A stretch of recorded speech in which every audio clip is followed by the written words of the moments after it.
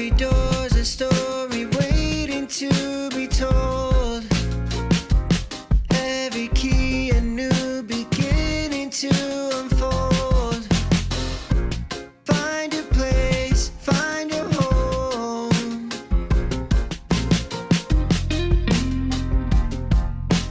Thoughts for rent, let's go.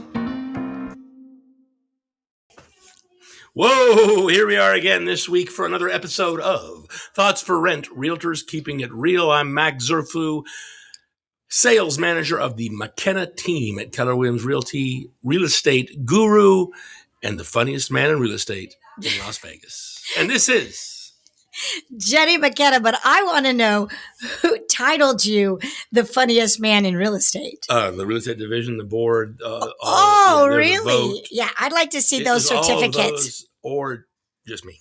Gotcha. I'm Jenni McKenna, and I'm the owner-broker of McKenna Property Management, and together we're like a piece of a puzzle that just fits. Thank you. Round peg, No. round hole. Oh, I thought you were going to go with round peg, We square joked about me hole. being the funniest man in real estate, but one thing I do one thing I'm proud of is that I try to keep it light, everything. So even in real estate transactions that can be very stressful for buyers and sellers and even realtors and escrow officers and lenders and everybody, I like to keep it light because we're not doing rocket science. We're just helping people buy their homes and stuff. So. And that's one of the things I love. I love being able to hear you when you're on the phone. And, you know, a lot of times a buyer or a listing that's a seller, they are just really nervous about what could happen. You know, what if? There's a lot of what ifs in that conversation. And you're so good at keeping them calm, giving them the information of, no, this is normal. This is what to expect next. And I think that really, not only with your sense of humor, but your sense of being calm. You're making me blush. You're embarrassing me. Well, no, that's just the redness in your face, probably from your medication. Who knows? Wait a second. HEPA. So today I thought it would be fun. I've been listening to a lot of podcasts where they do questions and answers. So I would like to, if with your permission, interview you, Mr. Max. When's the last time you needed my permission for anything? When I went and bought something that was a little expensive, I had to have permission. She doesn't give me. I had to make sure that the money was in the account. So isn't that permission? No, it's confirmation. Oh, there you go. Confirmation. All right. Well, are you okay with that? Are you up for that? Oh, bring it. Max has no idea what questions I'm going to be asking him. So this is just something that I have seen in the past where it might be very useful to hear the answers coming from a real estate agent. So the first question I want to ask you, Max, how many years have you been in the real estate industry? 20 years. Woo! Approximately, and I know you don't have the exact. 15 prior to that, as your husband saw and experienced almost everything as well. True that. A lot of dinner talk pertaining to real estate. Sure. Approximately, we're not going to hold you to the exact number, but approximately about how many transactions do you close in a year? I would say over the last 10 years, we've averaged about 75 a year. And then 75 times 20, that's an awful lot of properties. Good for you. Yeah, we've done some business. Yeah. Good for you, Max. Okay, so my question starts off with, what is the one thing that you see that sellers do wrong? Well, boy, that's a tough one because there's a lot. Well, don't go big laundry list on me. Just go with, the one that you remember. I'm kind of experiencing it lately as the market shifts. I think a lot of sellers, when they get offers, tend to be very, they get defensive about the offer because the buyer might be asking for a closing cost or the price isn't what they want. A seller will set their list price. We assist them with that. And they set their list price. And sometimes sellers think that's the price. Okay. And I think a big mistake is when you get offers for less than that, you start to adapt the opinion of, I've already come down, $20,000 from my original. Okay. And you have to remind them, well, that was our list price. That wasn't the sales price. It was never going to be the sales price unless the market warranted that. So you have to pull them back a little bit into reality and don't let them think from the get-go, I'm already getting screwed here. Okay. What you got is you got a nice offer, that isn't the price you want, but let's counter or let's work out, things that will make both sides happy and see if we can get into contract. Because getting into contract is not as easy as it used to be, or depending on the market. There's been good, bad over the last 20 years. Some markets you get an offer and it's a perfectly clean offer because there aren't that many homes in the market. Right. Now we're in a market where the buyers can be a little more picky, so we have to keep the sellers more grounded in their thoughts and their habits of accepting offers and negotiating. So if I've heard you correctly, I think one of the things that might help a seller is don't be emotionally attached to whatever that asking price is. No, don't get emotionally attached to anything and let your real estate professional explain it to you. Let them, ask them questions if you need to, if they're not getting that information to you, but let them explain to you the ins and outs of the offer and whether it's normal, whether it's standard in this market, so that you have a better sense of what you're working with. Because if you just take an offer and you're mad because the price is bad and you reject it, then now you're back to waiting 2 or 3 more weeks for another offer. So, Well, and correct me if I'm wrong, but really it's about the net at the end of the day. So an offer might come in and it might, because they didn't ask for certain things or repair addendums or the net might actually be a really good net, even if initially they didn't like whatever that purchase price was. Oh, I just knocked my little screen off. You have to take all those things into account when you're looking at an offer and reviewing it with your realtor to make sure you know everything about it. Don't just look at the price and say, oh, forget it. Don't look at closing costs. Oh, they're asking for $10,000 in closing costs. Yeah, but still, that gets you a net of this, which is what we talked about. Or are you happy with that? Are you okay with that? And you work it out. Love it. Here's another question for you. In the past, I have been told many a times, Jenni, because I remember I was in real estate before I became broker property manager. So I was told lots of times, I want an open house every weekend. Mm-hmm. How do you feel about open houses? Is that something that is a reliable source of buyers? Well, don't get locked into this answer if you're living in Colorado or California or New York or somewhere else. I don't know how things work there. For me, an open house is a tool for a buyer's agent to gather more clients. Okay. Usually, that's the main function, I think, of an open house. Do open houses sell homes? Not really. Okay. Not in Nevada. People know about the house. They know about the price. It's online. You're not surprising anybody by holding an open house and saying, come look. You're making it convenient. But to me, an open house is not as important as setting the right price, making your house as presentable as possible, and making it easily accessible throughout the week, not just on one day. Gotcha.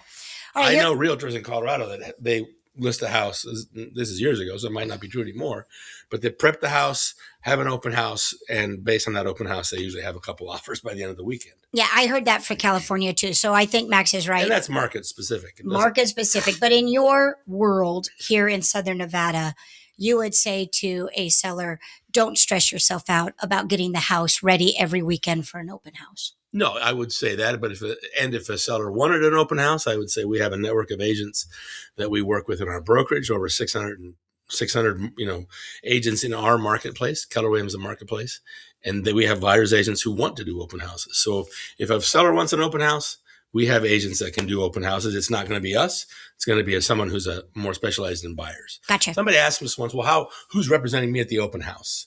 If you're not there, who's representing me? Well, the fact of the matter is the house is representing itself. Correct. I don't have to be at an open house and say, hey, look at the staircase. Hey, look at the window.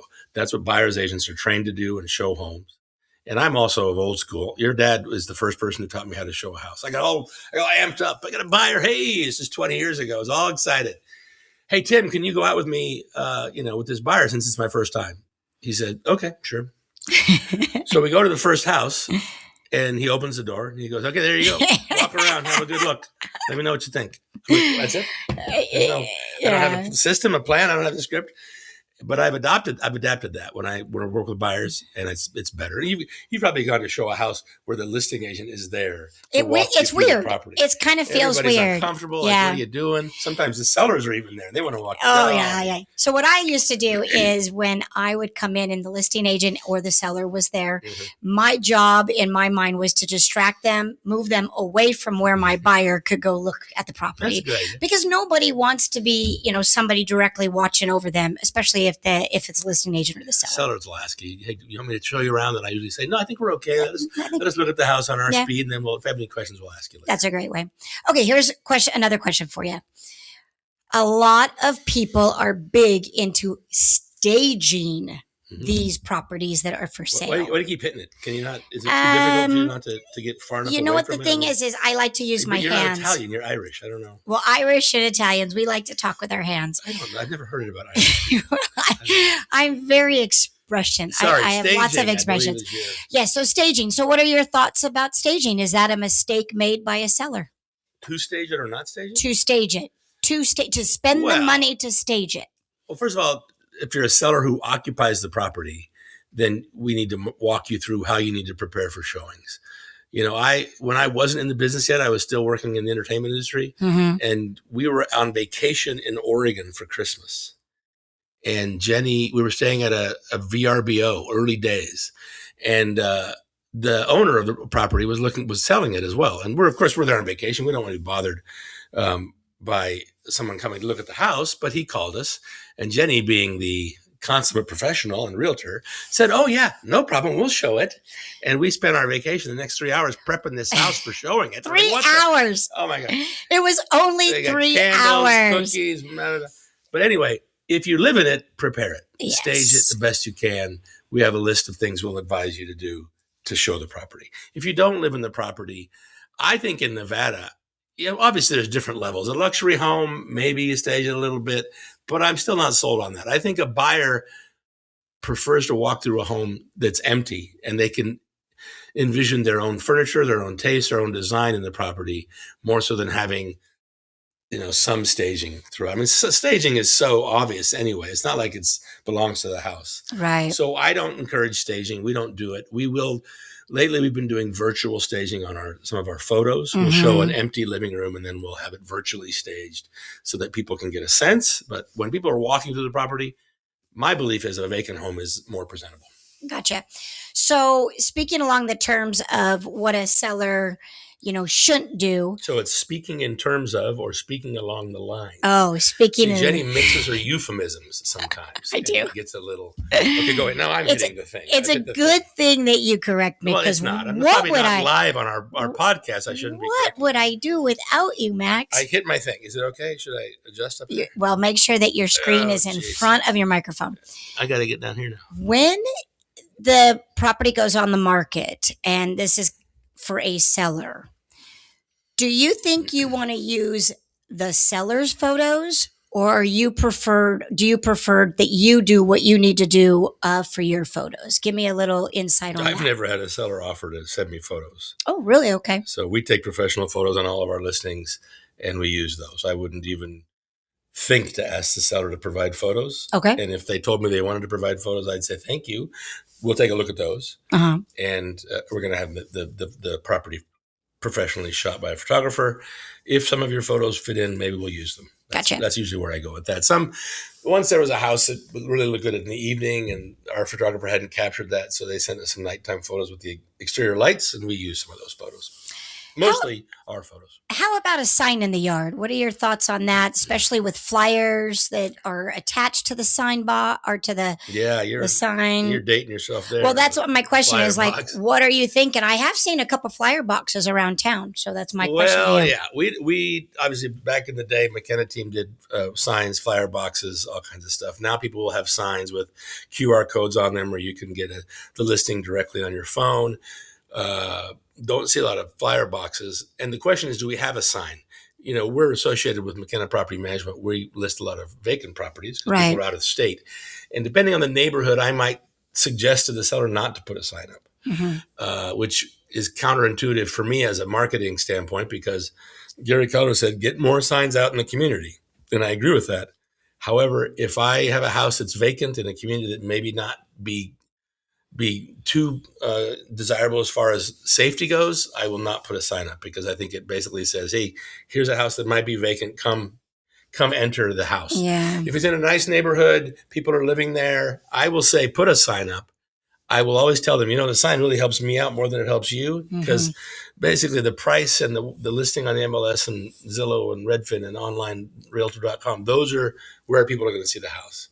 However, if it's in certain communities, the neighbors can be some of your greatest assistants. They can see the sign and go, "Hey, a property, 3 doors down from me just went on the market. You should come look at it." Or, "Hey, I know you guys were looking." So Yeah. It's a good opportunity for the neighbors to pick their neighbor. to summarize, sure, absolutely. Yeah. To summarize, always put a sign up unless you think it's going to be A safety issue. a safety issue. That's kind of my rule. So now I'm a seller and I don't want a lockbox on my property. Mhm. How do you feel about that? I don't like it at all. Okay, tell me why. 3 things will sell a house. Okay. And it's not location, location, location. What? That is the real estate rule. Location, location, location. The Come 3 on, things Max. that sell a house are price, Okay. presentation, and accessibility. Okay. So that means price it right, make it look really good. So when people walk through the house, they're pleased and they want to consider it, and make it easy for people to get into. In Las Vegas, in Nevada, we got a thing called key any, which means the property is vacant. You can go at any time. You don't have to call me. You don't have to do anything. Just go to the house and see it at your convenience. We have electronic lock boxes that keep track of access. So I'm not worried about safety. I'm not worried about bad people getting into the house because I can keep track of that. So my goal is to always have the listing be key any if it's vacant, key any, and go and do whatever you want. And I always present that to my sellers. I want to make it as easy as possible for people to see this house. But Max, I want to make sure that I know exactly who is coming over. So I need to have a 24-hour notice before anybody views my property. If you're living there. If I'm living there. Well, the 24-hour notice is great. I would not recommend that. I would say let's go for 2 hours.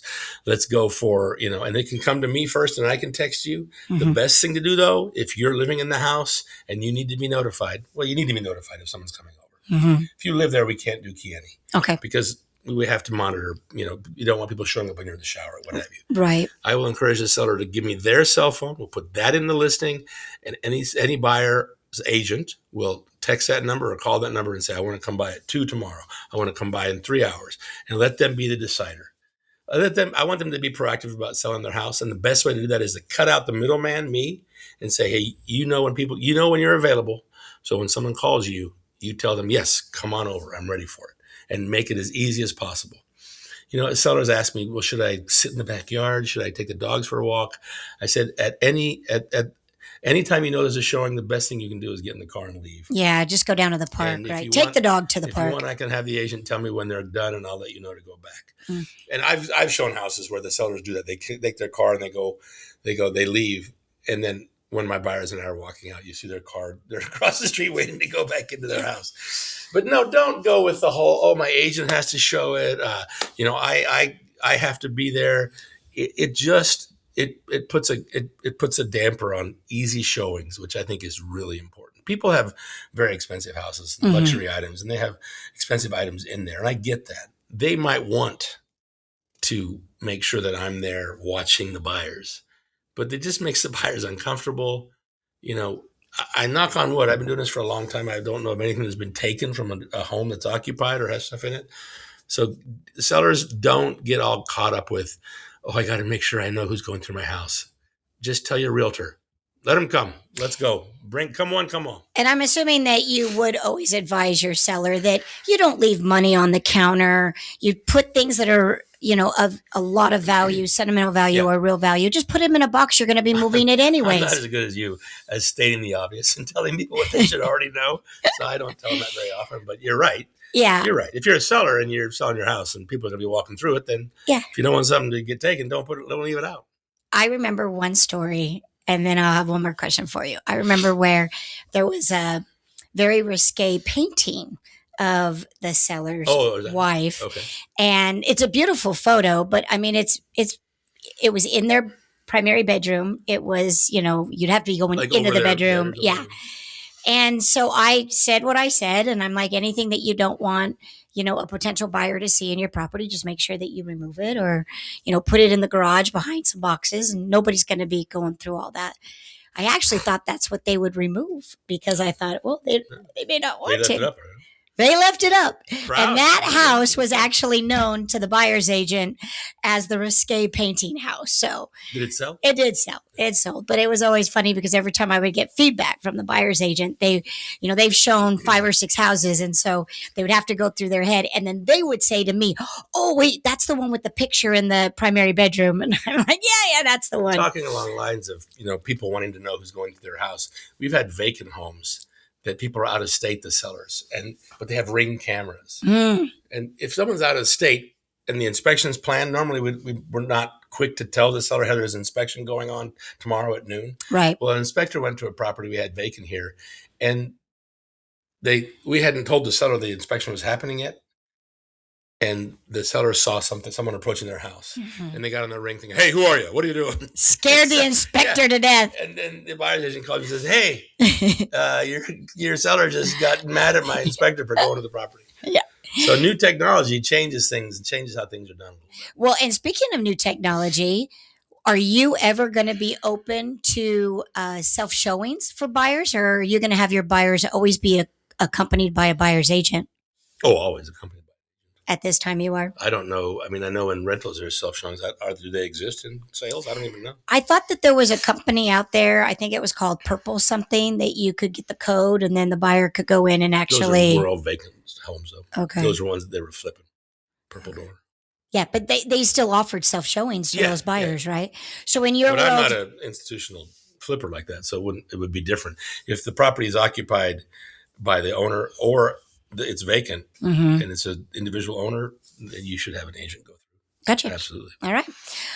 All righty. Well, those are some pretty good answers to those questions, Max Zerflu. I can't vent on inspectors one more time. Go for it. I know we had a whole episode on it, but I'm dying over the request for repairs we're getting from some of these people.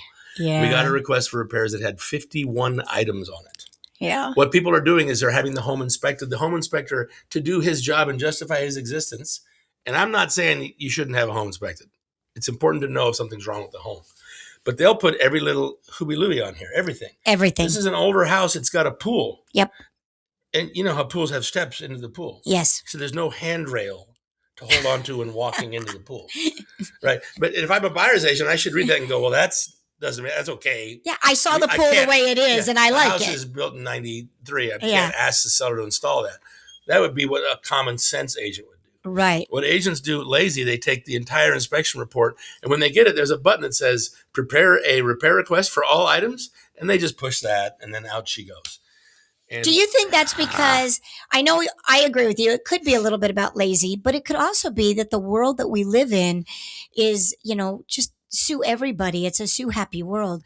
So maybe the agent doesn't want to make those decisions on what should and should not be on the repair request. Yeah, you got to advise. You got to discuss it, advise. You got to tell your client they're in a contract. They've given up their earnest money. They're hoping to buy a home. Yeah. You have to say to them, let's not piss off the seller and ask for the whole house to be rebuilt. Yeah. Let's have some common sense. You have to do that. How do you handle that with sellers when the sellers get this big 2-page 51 item report? They're usually shocked. Yeah. And I say, why don't you just reject it?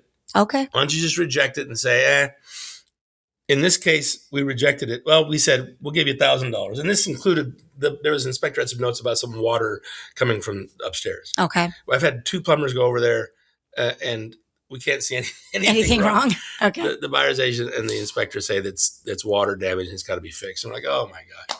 So we're still in the middle of that. But we sent back a 51 item request. We sent back, we'll give you $1,000 in credit. Okay. And we move on.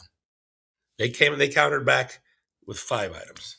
Whoa. Yeah. So they actually did their due diligence then and figured out the 5 items that actually make sense. Well, what happens is you reject it. They go back to their client, the buyer's agent does, and says, well, they rejected it. And they go, well, we really just want this done. Ah. And then they send back a request for the things that they actually want to have done. That makes sense. Maybe we could have done that the first time and cut out some time. Maybe you are on the correct line of maybe the buyer's agents. Whether I'm right or not? The buyers might be lazy. I kind of went. Agents. Yeah, the buyer's agents might be lazy. I know people that work in our brokerage that's their plan. Let's ask for everything. Oh. And see what they say. Well, okay. So there's 2 sides of the coin, yep. obviously. But when I have a buyer, I don't say, let's ask for everything. I say, hey, listen, we got this price at this house. It's built in, in 94. Let's just be selective in the things that we care about. By the way, these other 10 items that you wanted to have fixed, handyman could knock those out in a couple hours for $300. If it really matters to you. Yeah. Because how many times do you move into a house and say, oh, I want to get that fixed. I want to get that fixed. Oh, man. 10 years later, we go to the property to list it for sale and those same items haven't been fixed. Let's say you give a credit to a buyer because the seller's like, well, I don't want to worry about fixing them. Now here comes liability. Did I fix them properly? Now 2 months from now, am I going to get a call saying, so you give a credit for $2,000, $3,000, and then the buyers take that credit, use it for their closing costs and everything because it's all tied into escrow. Do you think they go after the fact and fix all the things that? No, they decide what's most important and they just do it from there. They live there for a year and go, oh yeah, that's I better go take care of that. So, all right. Inspectors kill me. It kills me. Well, I'm going to move on. I'm going to be happy. I'm glad you got to vent a little bit about inspectors because it is true. This market right now, it's like those inspectors are just noting the silliest, most ridiculous things. So I'm on the same page with you. All right. Well, we're 25 minutes in, Max. You do a great interview. I got to be honest with you. Thank you. I'm pretty good. You have some subject. You have some good answers, and hopefully somebody out there is, thinking about maybe listing their property, and this is definitely helpful for them. Or they're a seller right now, having to endure some of the things that you have to do when you put your house on the market. So, good job, Max. Appreciate it. Thank you very much. Market's picking up a little bit here, heating up. We got a lot of listings, a lot of things in escrow. So McKenna team is killing it again in 2026. No doubt. I have no doubt. And we love this podcast. We love that we can do it. We love that you are watching and listening to it. And we hope you will definitely subscribe if you haven't already. Hope that you'll share it. Yep. And hope that you'll give us feedback. Our email address is Max or Jenni at McKennaTeam.com and say, hey, I watched the podcast. You guys suck, or you guys you're insightful, whatever it is, we want to hear it, right? Yeah, they might even have an idea of what we should be talking about. So if you've got something that you want to hear from either myself or Max, let us know. We'll be happy to do a show around it. We care. I don't know why I just said that, but it's true. It's true. Looked at yourself in that. Hit the number. I didn't look at go to my vein. I got client who says I'm really vain. Am I vain? I don't think so. Just really good looking. Oh. Okay. Hit the button. Have a great time. We'll see you next time on Thoughts for Rent. Oh, there you go. Sound good? Okay, good. I'll pass over to Ireland. Here you go, kid. Thanks, Pops.